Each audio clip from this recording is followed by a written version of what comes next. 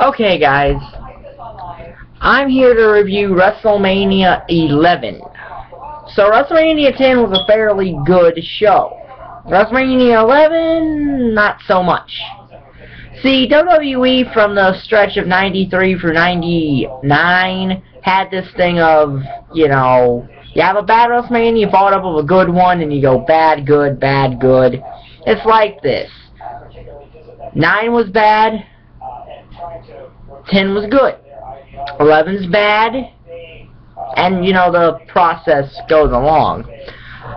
Interesting about WrestleMania 11. This is the only time WrestleMania has ever been in the WWE's home city, as it's the only time it's been in Hartford, Connecticut ever. So, yeah. That's interesting enough, isn't it? Anyway, WrestleMania 11, April the 2nd, 1995, from the Hartford Civic Center in Hartford, Connecticut. Our opening match is a tag team match. The British Bulldog and Lex Luger, who would later become known as the Allied Powers. Okay. And they were taking on Jacob and Eli Blue. This is a half-a-star tag match.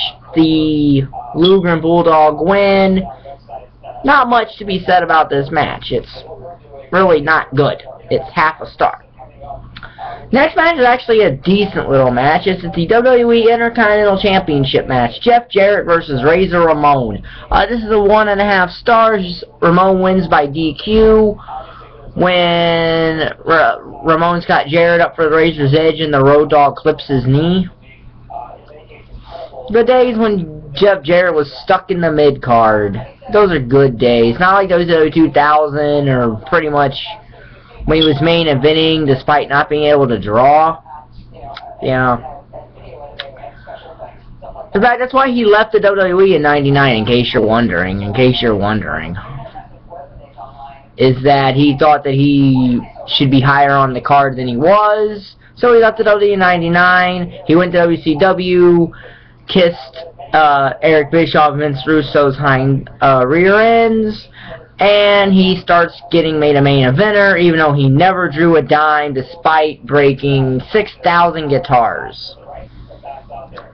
So yes, Jeff Jarrett belongs right where he was. Promoter's son that was never any good, who at least was better in his mind than he actually was. Good worker, I'm not saying he wasn't a good worker, he just did not deserve the place he thought he should have been. It's the Mark Merrill problem, in a way, because Mark Merrill has that problem. Anyway, this is an okay match. It's 1.5 stars. Next match, Undertaker versus King Kong Bundy. Half a star. This is somewhat better than his match with Giant Gonzalez, but not much. Undertaker doesn't even win with a tombstone or a chokeslam here. He wins with his flying clothesline. So, it's half a star. This leads to his match of Kama at SummerSlam in 1995. Yay. One of the worst streak matches, bar none.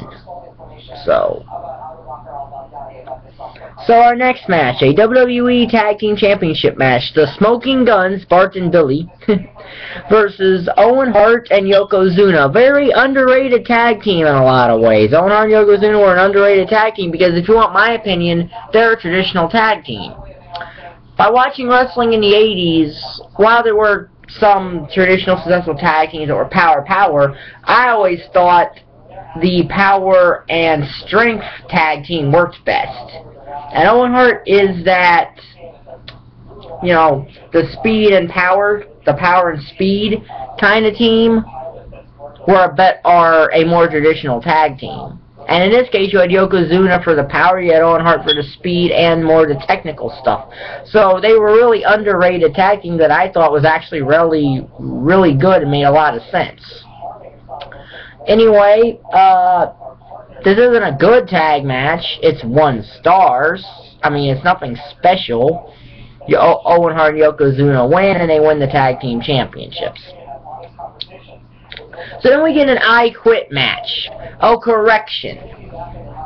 It's a submission match where you say I quit, So, yeah, it's an I Quit match for all intents and purposes. But that's what it really was booked as, an I Quit submission match. It was just an I Quit match. Anyway, it's Bret the Man Hart versus Mr. Bob Backlund. These two had a very, very, very good match at Survivor Series 94 that was a straight submission match.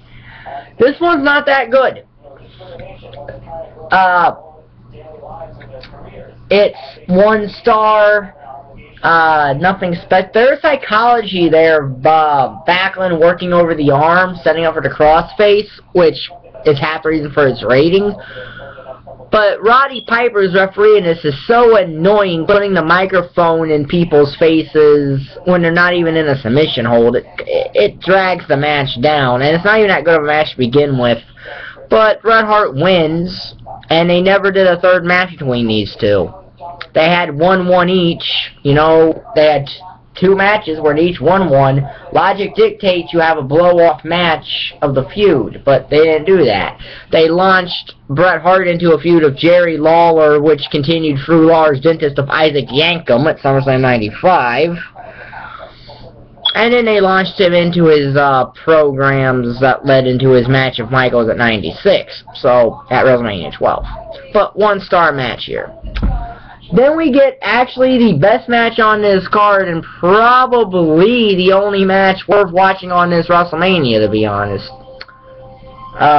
Diesel versus Shawn Michaels. 3.5 stars. This is a very good match. It's one of Kevin Nash's best matches, actually. Not as good as the one he had at the Royal Rumble with Bret Hart, but still a good match. But still a very, very, very good match. Which is technically better than the main event in terms of a match, quality-wise. But 3.5 stars. Diesel wins with the jackknife, although Michaels had super kicked Diesel and actually did have a pin on Diesel. So there was a way to continue the feud there, but they didn't.